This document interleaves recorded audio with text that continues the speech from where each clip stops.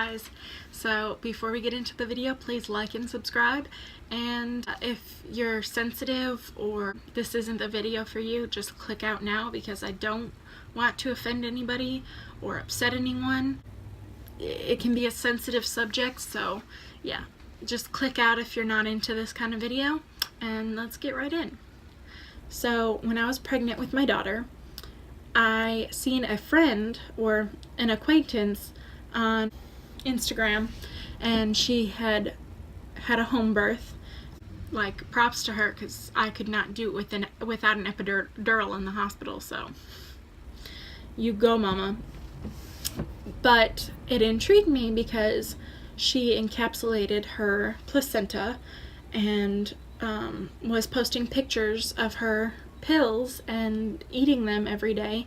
I was like, I've never heard of that. So then I started looking into it. I didn't research a whole ton, but I read a few articles where it said that it could help with postpartum healing, depression, your breast milk. There's tons of nutrients in your placenta for you and baby, and I thought that was just incredibly amazing. If you think about it, like, a lot of animals actually eat their placenta, and yes, we've evolved to having tools and, you know, being able to cook our food and whatnot, but, you know, if you think about it, there's got to be a reason why they do that. Now, you can disagree with me all you want, that is perfectly fine. Actually, one of my favorite things to do is when someone's talking about, you know, I did this for my birth, I did this for my birth, or whatever, I'll be like, I ate my placenta. Both of them. And then they'll be like, oh, that's neat. How'd you cook it? And then this is where it gets even more interesting. So when I decided, you know, it might be a possibility for me to consume my placenta, I started looking into ways to do so.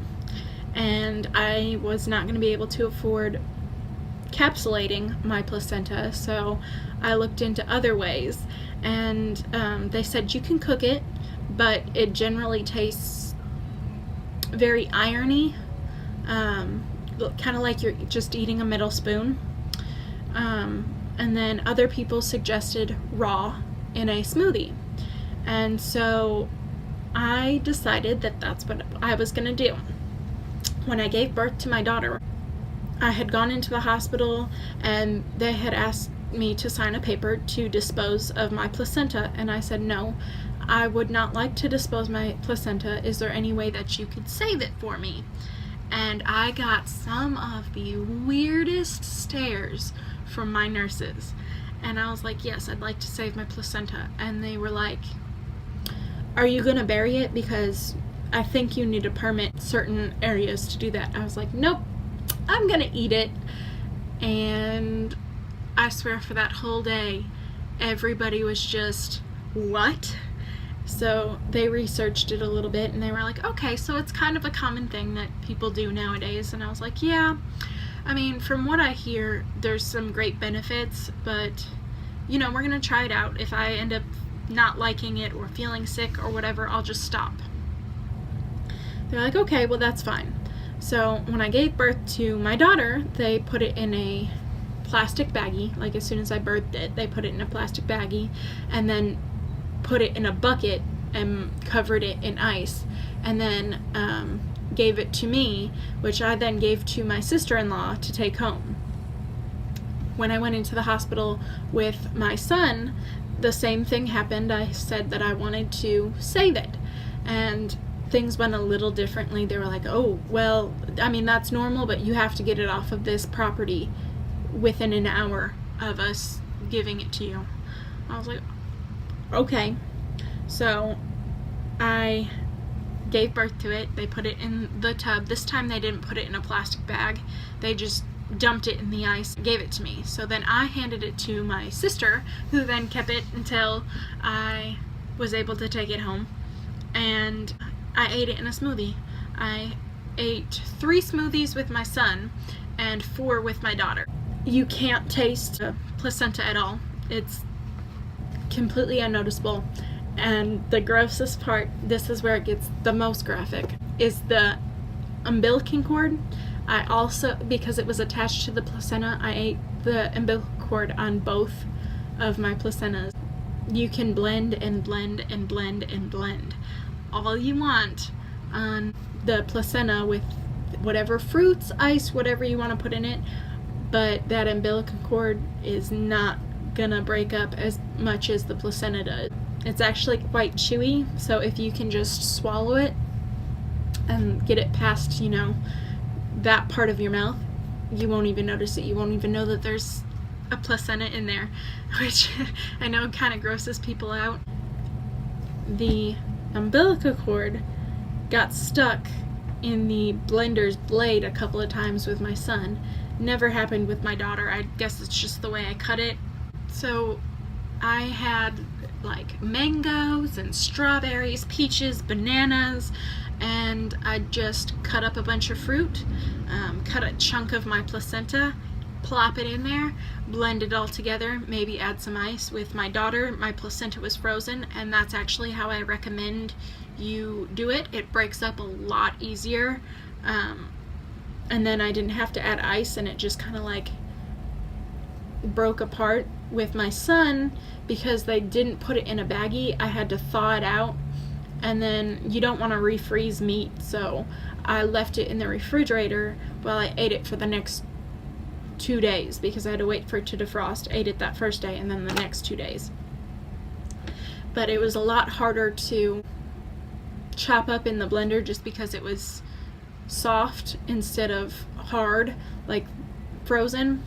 So if you're going to do that like me, I suggest you do it frozen, or at least that sweet spot between frozen and thawed where you can still cut into it, but it's frozen enough that like it still kind of breaks like ice, if that makes sense.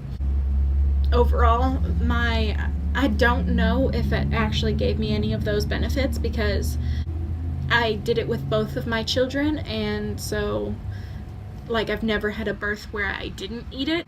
I did notice I was always hot. I had probably had some extra iron in my blood, in my body, so you know that makes sense.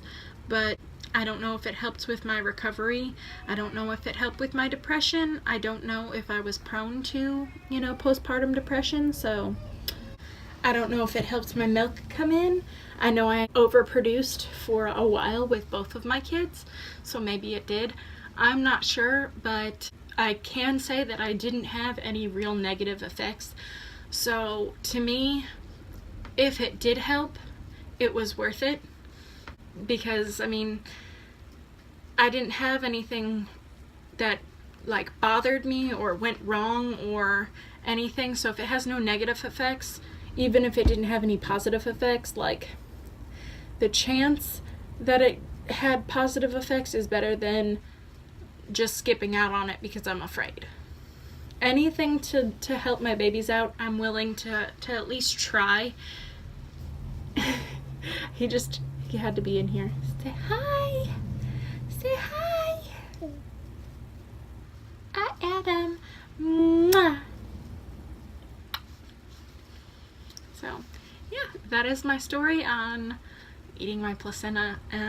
If you guys have similar stories, let me know. Also, I recommend yogurt in your smoothie if you want. That also tastes good. Maybe get some mixed berries, so then you have like a blueberry flavor and stuff in there too. But I just bought all sorts of fruit. Didn't matter. I probably spent $50 on fruit to put in my smoothies, and it was quite good. Say bye-bye. Bye everyone. I'll see you guys tomorrow, and if you enjoyed this video, please give it a thumbs up and subscribe.